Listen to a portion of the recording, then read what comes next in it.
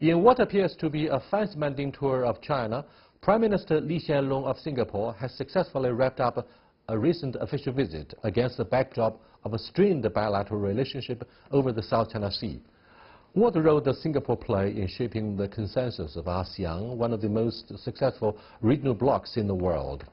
And how do we look at the U.S.-China relationship in the years of Donald Trump?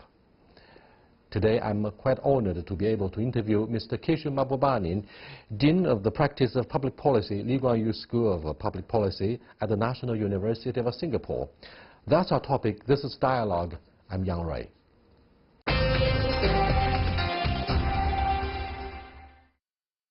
Singaporean mode of development has drawn much criticism from the West.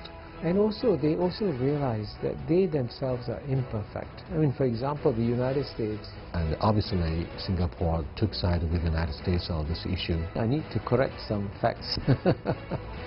Singapore didn't take sides. European Union seemed to be in chaos. Two most successful regional organizations in the world are number one. Number one is still the European Union. Number two is ASEAN. And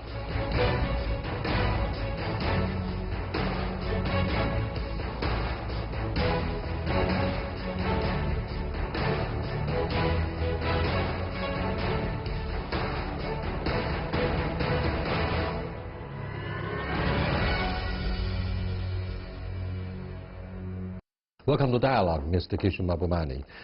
Prime Minister Hsien paid a surprise visit to Beijing ahead of the opening of the 19th National Congress of the CPC.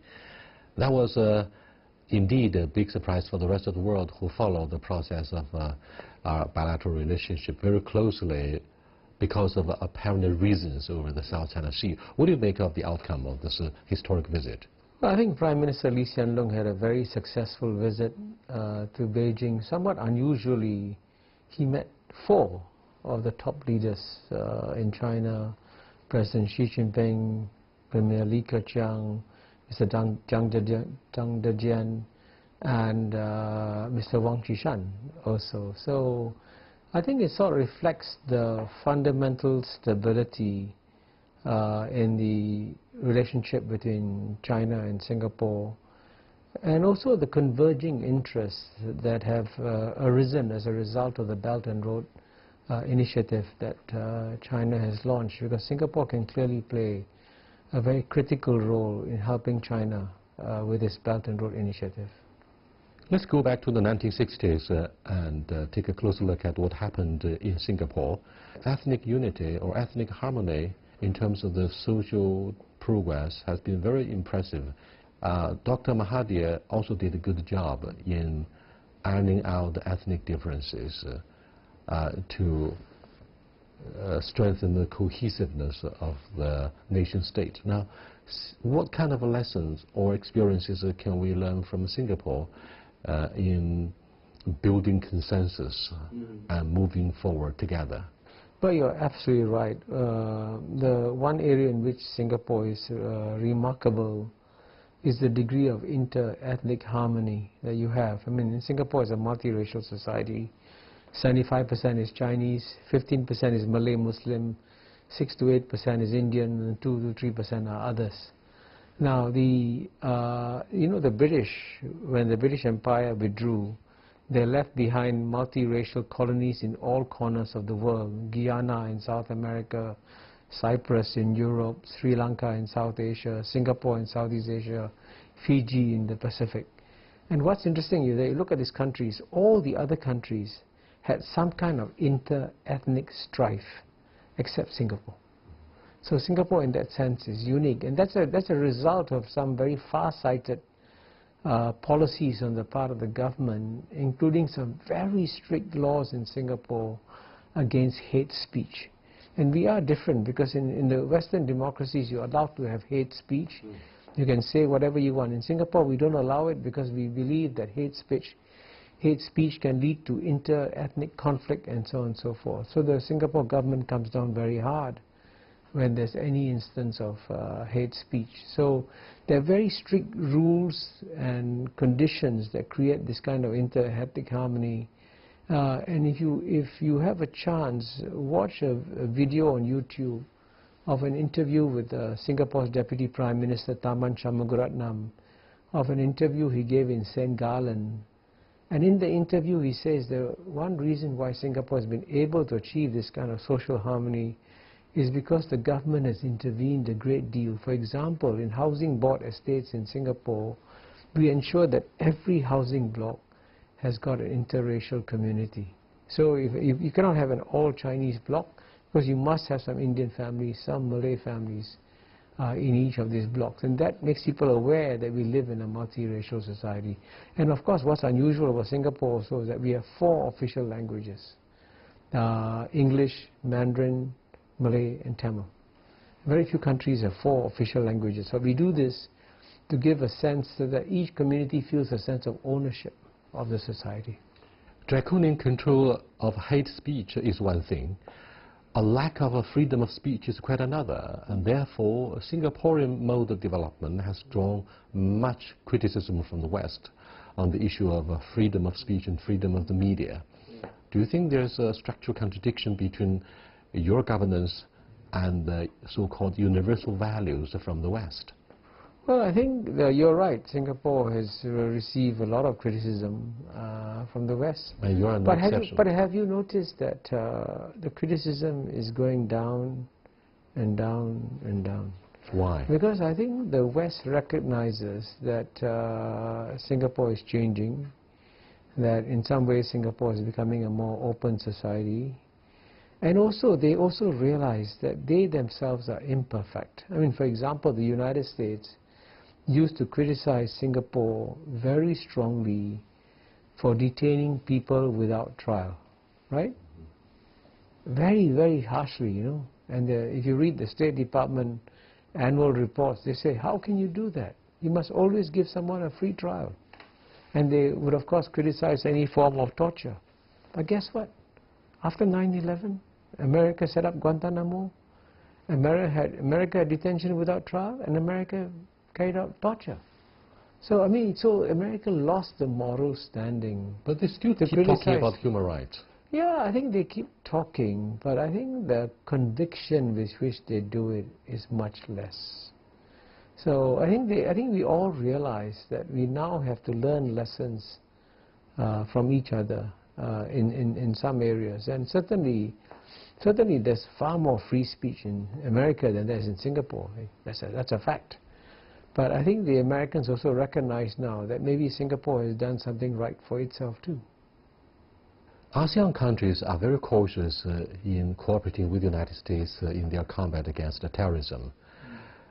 But in the 21st century, there is an ongoing review by both parties, Republicans and Democrats in the United States, about the growing influence of China in the Asia-Pacific region. We see growing military presence of the United States in Asia, and your country in particular. Does it mean that the United States aim at the Chinese assertiveness, quote-unquote, or the possible growing influence of Islamic ideology?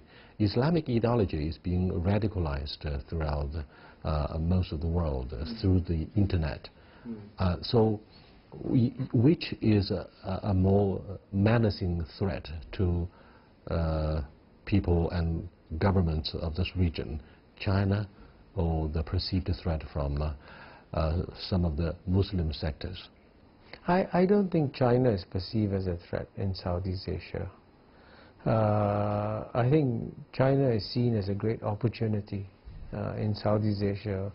And if you look at the trade figures, it's actually quite amazing that trade between China and ASEAN, which used to be $8 billion in 1991, has gone up to $400 billion last year. It's amazing, an increase of 50 times in 25 years. So most ASEAN countries see China as a huge opportunity for their economic growth. Whereas by contrast, I think terrorism is clearly seen as a threat in Southeast Asia. And in fact, the Singapore government has been remarkably honest with its population, and it's told its population it's not a question of if, it's a question of when. So Singapore anticipates a terrorist attack is going to come because there have been so many attempts already, and so far Singapore's security services are very good, and they managed to foil all these attacks, but someday some attack may succeed. That's also... So you don't think ASEAN is a heaven where terrorists won't be able to seek shelter? No, I don't think so at all. In fact, I think what's the good news is that as a result of rising levels of trust among the ASEAN countries, there's a great deal of military and security collaboration among the ASEAN countries, especially on terrorist threats. So there's a lot of exchange of information and a lot of warning on both sides. So we are quite comfortable with the level of collaboration that exists among the ASEAN countries. Kishore, we were discussing two kinds of threats in the new century. One is a conventional threat, and the other non-conventional threats coming from proliferation of weapons of mass destruction, terrorism since 9/11, or geopolitical rivalries that are growing in the rising power and the existing power, and everybody understands what I'm talking about. I'm talking about the issue of a ruling from the international arbitration, and Singapore seemed to be very critical of China's non-dash line, and obviously Singapore took side with the United States on this issue and took side with Manila as well. Therefore, the bilateral relationship declined sharply. So perhaps this official visit that was just wrapped up by Prime Minister Hsien aimed to mend the fence, and he did make progress. Well, I think I need to correct some facts. Singapore didn't take sides at all. In fact, Singapore was very careful. It just took note of the arbitration ruling and didn't in any way take sides with any party. In fact, Singapore has no stakes on the South China Sea issue at all. We have no claims. Our only interest is to achieve peace and stability in the region. That's a common interest that Singapore and China has. In fact, Singapore has been very careful not to be critical of any countries on this issue. We want to be seen to be playing a helpful role on this issue, and if you talk to people within the ASEAN community, you will find that Singapore has tried to play a very constructive role in trying to build bridges. But at the same time, our main concern is the larger China-ASEAN relationship and making sure it's on a good course. And as you know, next year Singapore is going to become the chairman of ASEAN. And I have no doubt that Singapore will look for ways and means, number one, of strengthening ASEAN, and number two, of strengthening the China-ASEAN relationship. So the good news, of course, you know, is that on the South China issue, the temperature had gone up a few years ago. Now the temperature has come down. And if all goes well and ASEAN and China agree on a code of conduct, then that's going to be very, very helpful in managing this issue. But at the end of the day, the South China Sea issue is not within China and ASEAN, it's within China and the four claimant states, China and Vietnam, China and Philippines, China and Brunei, China and Malaysia. Thank you so much. You are watching Dialogue with Professor Kishore Mahbubani, a renowned scholar with the National University of Singapore. He is concurrently author of many books on Asian values, politics, geopolitics in particular. We'll be back in a short while. Stay with us, please.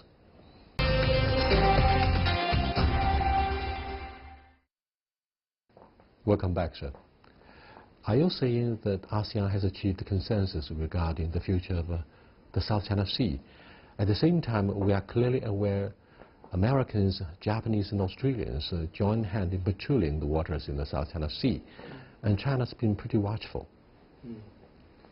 Well, I think, you know, you're absolutely right. The number one issue we're going to face in the next decade or so is the relationship within the world's number one power, which today is the United States of America, and then the world's number one emerging power, which today is China. It's always the relationship between the number one and number two that determines the geopolitical nature of our times. And clearly the United States is very worried about becoming number two to China. And so whatever the United States can do from time to time without destabilizing the whole relationship, if it spots a geopolitical opportunity, it will take advantage of it. So in the South China Sea, when relations became difficult between China and some of the claimant states, not with ASEAN, with some of the claimant states, then the United States, okay, why don't we take a stand on this and maybe embarrass China in the process. But that will happen, and I think we have to get used to that, that the United States will take advantage of these opportunities. But at the same time, I think it's also important to emphasize that it is not a high voltage issue anymore, South China Sea. There are more things. I mean, if you look at, for example, look at the Korean Peninsula and look at South China Sea. South China Sea is so manageable. Korean Peninsula is very unmanageable. That's the difference. So I would say let's put everything into a certain perspective and let's not exaggerate too much the tensions in some of these areas. ASEAN vows to build its own common market and community, sharing most of the stakes together, building consensus, so on and so forth. At the same time, European Union seem to be in chaos, not only because of the refugee crisis, immigration, free flow of human resources, and of course Brexit, to say nothing of the devastating crisis of the sovereignty debt.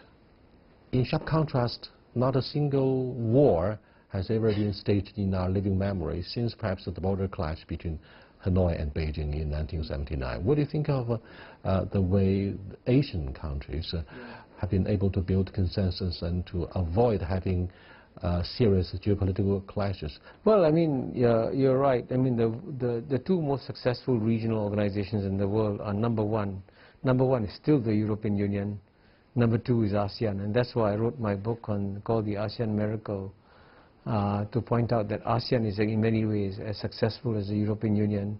And amazingly enough, 10 years ago, if you had asked me which regional organization will break up first, I would have said ASEAN will break up before the European Union. But to everybody's surprise, the European Union is breaking up first with Brexit, and ASEAN is breaking up second. ASEAN is not breaking up yet. So, but at the same time, I think it's a mistake to write off Europe. There's a lot of still hope and energy in Europe, and I think Europe can be a very good partner, especially for Asia. And there's at least one area in which we can learn a fundamental lesson from Europe, and it's in the area that you spoke about, in the area of conflicts. Because in the case of, if you compare European Union and ASEAN, in ASEAN you have 0 wars, and in European Union you have 0 wars. But European Union is one grade higher because in the European Union you have 0 prospect of war. Whereas in ASEAN we haven't yet achieved 0 prospect of war. So that's something we can learn from the European Union. And it is actually very good for us that in our region, you're right, since the Sino-Vietnamese War of 1979, the guns have been silent. That's almost 40 years. That's an amazing achievement on the part of our region. Of course, there are many reasons that explain it, but one reason that explains it is ASEAN, because ASEAN has created a culture, and in the book I document this, a culture of consultation and consensus. Musyawara and mufakat, Indonesian words. So that culture is now spreading throughout the region. And if it spreads broadly across the Asia-Pacific region, then the likelihood of conflict keeps going down. But at the same time, the rivalries may continue and you have to manage them. For example, you spoke about the recent border incident in Doklam between China and India. I must say that's one thing that worries me a great deal. For a long time, I saw that relations within China and India were improving year by year. And in fact, trade was also improving rate by year. But sometime in the last, 12 months, 18 months, the chemistry between China and India has changed a bit. And it's no longer as positive as it used to be. And I think this is an area where I hope that both China and India will work very hard to try and ensure that nothing goes wrong, because the future belongs to China and India. And you know, one of the statistics I always give. Excuse me, are you saying that the future of Asia lies in the hands of India and China? No, definitely, because I can tell you this, from the year 1 to the year 1820, for 1800 after the last 2,000 years, the two largest economies of the world were always those of China and India, right? Always. So it's only in the last 200 years that Europe has taken off, North America has taken off. So, but the last 200 years of world history have been a major historical aberration. Now, all aberrations come to a natural end, and therefore it's perfectly natural to see the return of China and India as the number one, number two economy in the world. Today, already in PPP terms, China is number one, United States number two, India number three. But PricewaterhouseCoopers has made a prediction, and you can Google and get the article. In 2050, the number one power in PPP terms will be China, number two will be India. So the China and Indian relationship will therefore determine the course of the 21st century. If the relationship between the number one and number two powers will be the most important one. But I'm afraid the co-evolution and the co-prosperity of India and China are likely to be derailed by the DPRK, which is a highly dangerous and unpredictable government in the region of Northeast Asia because of the proliferation of WMD. And therefore, we have to look at the factors of uncertainty instead of the predictability of a bilateral relationship between New Delhi and Beijing. Well, I think you're right. I mean, the DPRK issue is a difficult one. But in some ways, if you look down 30, 40 years down from now, that's not going to be the issue we'll be discussing.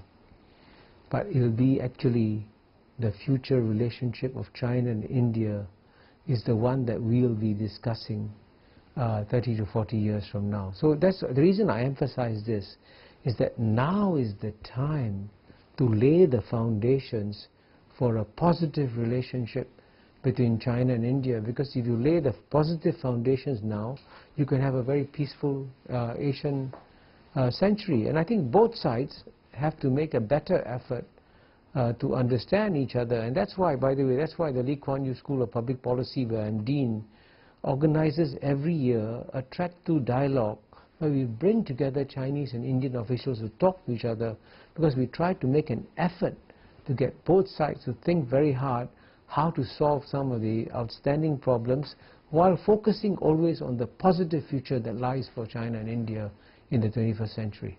But it's very embarrassing, isn't it, Kishore, that China fails to show as much interest in the Shangri-La security dialogue as you have expected China to do, for one reason or another.